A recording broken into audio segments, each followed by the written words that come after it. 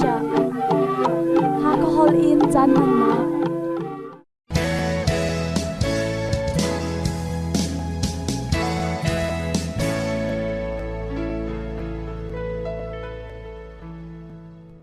ni fitin misna rai thoinak Bible chathiang kan thenga ding mi kan rel nak chan silai nihin Bible kan rel nga mi Johan chakwat pakhat nak angan pakhat ame panga in angan pahni ame pahni tiang abetlang pi pathian chu cheunak ase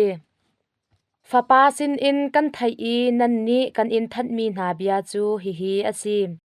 pathian chu cheunak asi i achung a muinak zaiman a umlo chu cha a kan ni ama he hoi kopnak kan ngai kan ti i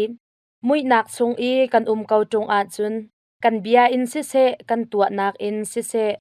li kan chim asi simhan se lo cheunak chung i a bantuk in kan ni zong cheunak chung i kan a chun pakhat le pakhat hoi kopnak kan ngai i afapa Jisu thini khan kan sualnak vialte in akan thian kan ni sualnak kan ngai lo kan ti a chun kan ma le kan ma kan ilhen asi i kan chung a betak a lo simhan se lo pathian sin a kan sualnak chu kan phuan na a chun ading mi le zum ok tlak mi asi cha a abyakam kha let lo in kan sualnak kha akan ngai thiam lai i kan palnak vialte kha akan chen piak di lai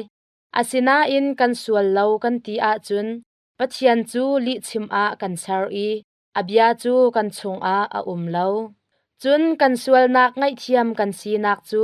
khri thong chun asi i kan ma sual nak long selo in mi vialte zong an sual nak kha ngai thiam an selai boy pabia ase thong thabia rel nak mathai angan pahni ame hlai thum in hlai riat tiang abetlang pi Egypt ram a anjam anni ankal nu a boypa wanchung mi pakhat chu Joseph sin a khan amang a alang i thaulo ngak chia le anu kha ekalpi na lo Egypt ram a wazam u chun chuak chang u kanti na hlan tiang chuka a chun wa u Herod ni ngak chia hi tha ok a akol lai tia ati Joseph chu athau i ngak chia le anu chu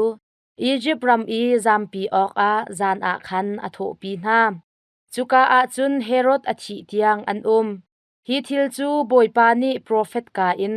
kafapa chu Egypt ram in chu ok a ka au ati mi bia tlin nak cha a khan asi Herod ni ngak chia atha na Herod ni chua lai mi fim na ni an ka hlen ti kha angal tik a athin a hung ngai arfi achua nak kong ni chua lai mi fim na ni an chim ning khan achan chu atuak i Bethlehem khwale apong kam i a ummi khwa na chung i ngak chia pa kumni ri in atang lai pau kha tha di na ok a nolbia apek na chuti chun prophet Jeremiah ni arak chimmi chu ahong tling achimmi chu ram a khwachung a thong athang chu thong chu ta nak le ai nak thong asi Rachel ni afa le chu ata na andi lak in an thi di cha a atap lang mang kau i ngam kho aselo ti hi asi boypa thong thabia asi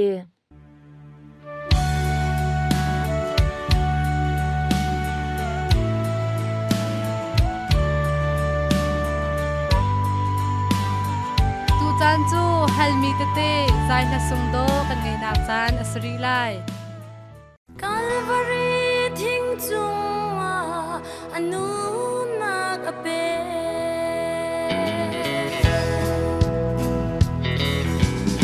o ko boy Jisu na kan dot na hi o asung loi tuk sing sha Isual bi ngai thiam kan si nak ding in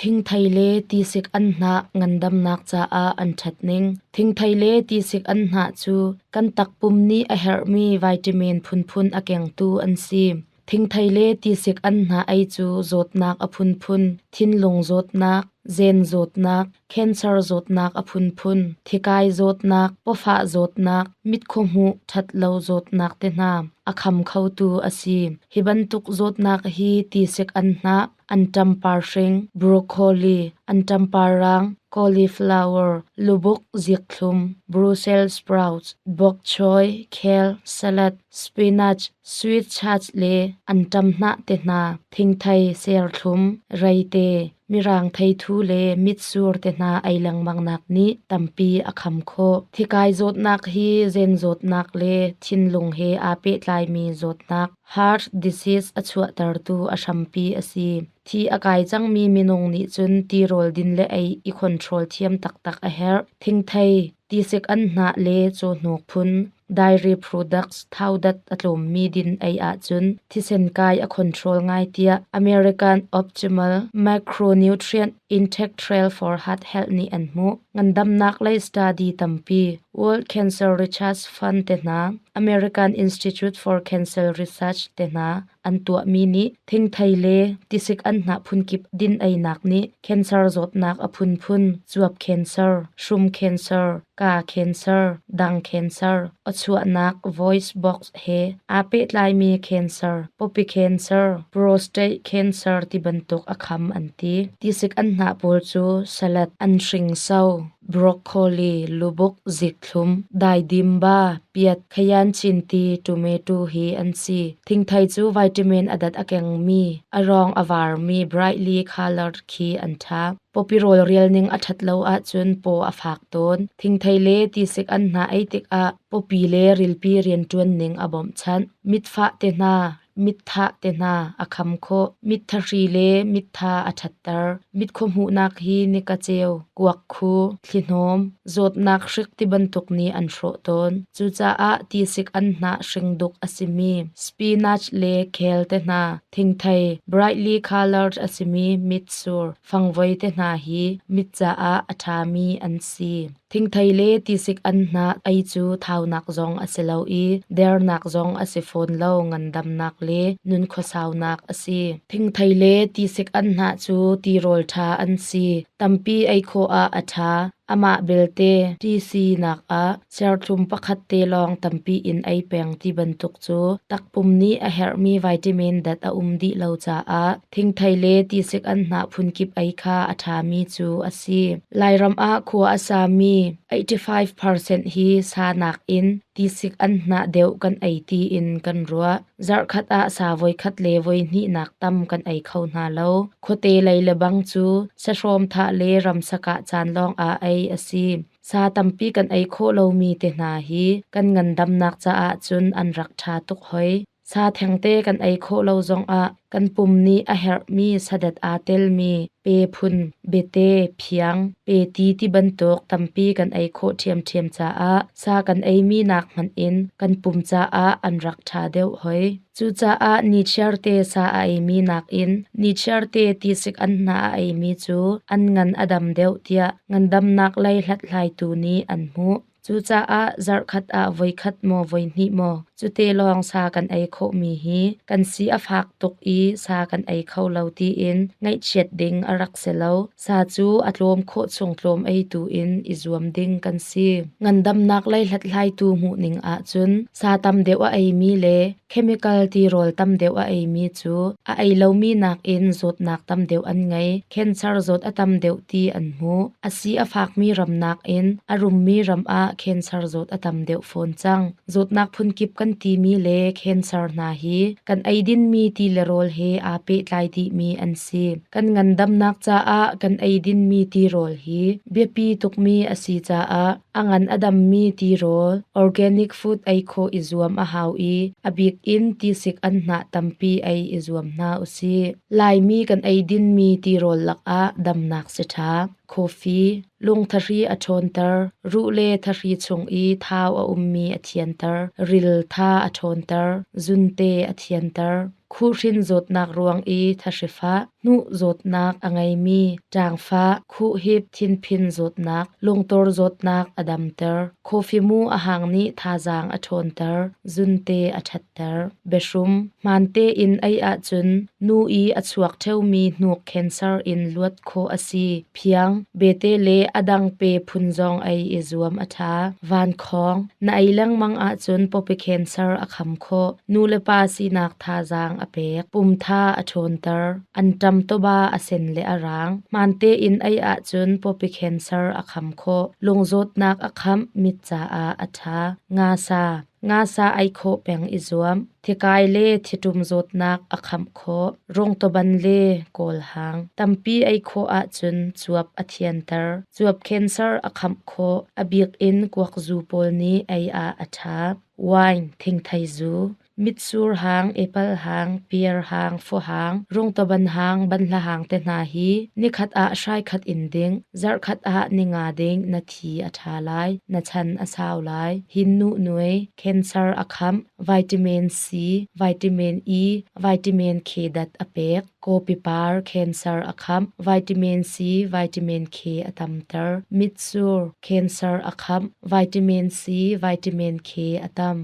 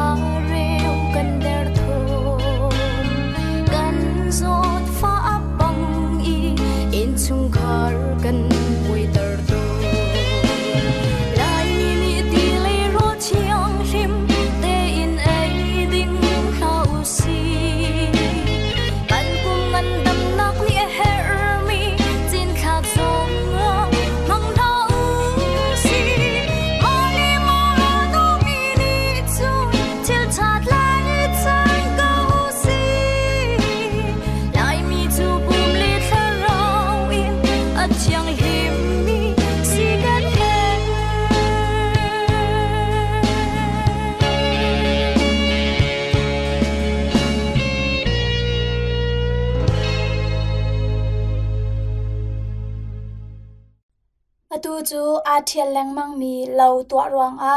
kan ton mi harna kong he pe tlai in kan ngai nak chan selai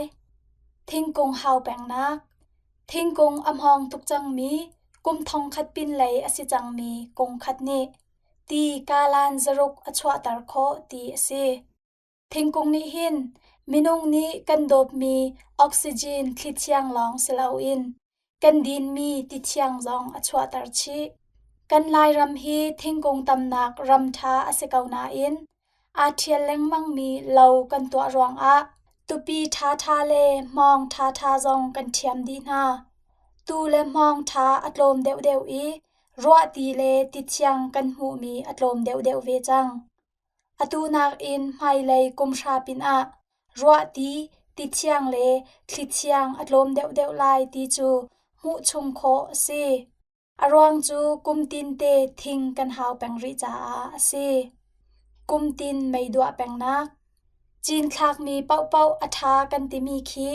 mit in kan hu kho lo mi volai asar siam tu rungrul indigenous microorganism te mi IMO atam cha a asi ti ase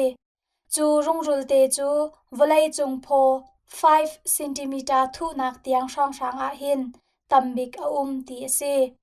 chu rungrul anun peng kau cha a rian atun peng i chin thak mi pau atha khau peng ti ase chin thak mi cha long selo in satil arwa cha tiang a atha mi andu mi ase ta chun nak vokni ramlak a volai atun akhoi di kantimi khi chu rungrul nak volai chu a ai i athan athattar ti ase mit in kan mu kho lo na in kan ma bom tu a pachian ni akan pek mi thlochwa rungrul ase chu rungrul aral ngan bik chu mai ase kumtin mai kan dua peng ruang a kumtin te in IMO kan pam chun ti le rol pam nak ti sik an na an hring saule satil arwa tangka phaisa tiang in pam kan si nun har kan tuar ka kip hun kip kan wa vai mi jong hi IMO pam nak ni akan wa vai tar ti hi karot ngai ton hi vialte pam nak kan ti mi hi a thial leng mang mi lo to nak kan man ruang a ase lo tho nak lai mi chu lo hi atwa in to lo in a tho bak in a chian kho chung chiang in a thau mi kan si chiang te in lo kan tho ruang a IMO kan tilang mang mi rungrul kha ni direct in kan enter i kan tha di kum khat cha a chun a tha sok na in kum tampi man kho asitilo chiang te kan tho te ka IMO a chi i volai a hak tupi volai anem kan ti mi khi IMO anun peng cha a se ni direct am lo nak a IMO tam deu anung khau i volai anem deu ve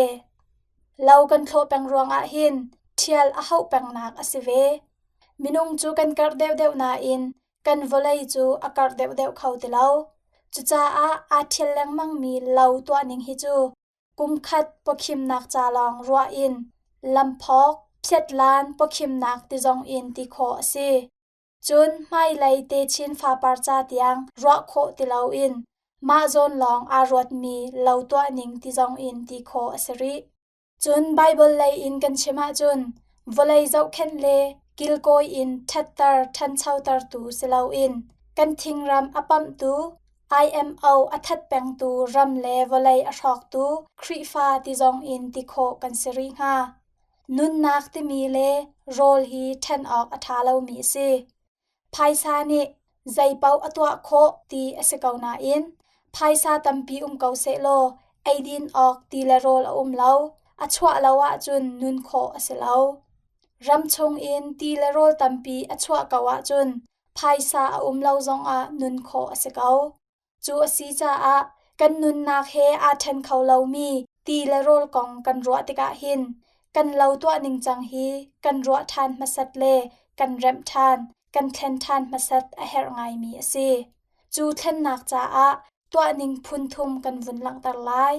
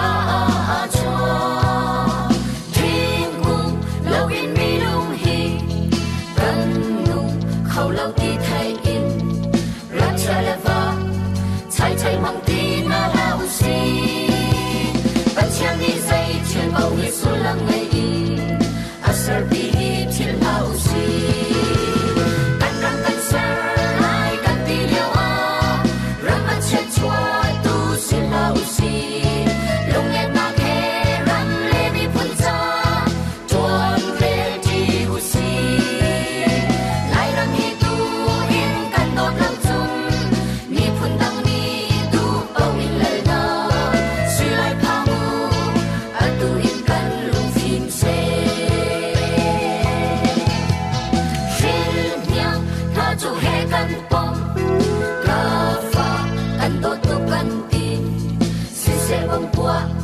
in dai na mun ha kan han shu den in para kan khai na si ha kan pai mi hi ka fa kan dot ti chim ngam ding a si ha mo mai le a chun nan si na pau rak si u ti he a lo na ruat bal mo kan fa le ha kan dot ha chun che cha lo kwa chu ngai chong si pu pa chan ha ka pu chin di le kan lai ram te kha ni hin man na hi lo ka si chong nei hem ya nun lai ni ni chong ni san sia mu si kan ram hi ning hang chang se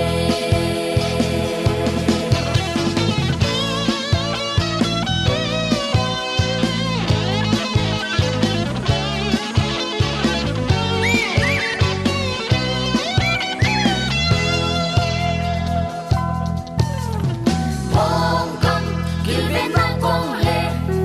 khwal ni ram ngai chiao ding a hit lu kan chim hit lu kan ao pi liao a cheu khat chu lau kan va i kan tua kan mo very low ni hin in chun ka kipin en chi au ha ni an kan om liao a hin hua le ram cha a rian cha chua i zo chiao si chen mi lau tua chu kan ngoi chang lai an mun mi lau in chan kan la lai sa til kha so so lau in zo tin non cha kan sa lai ti si an ha le tin ai tan pi kan chin lai i tu no mai lai chun mo lai ram mo en en thar kan ti sang la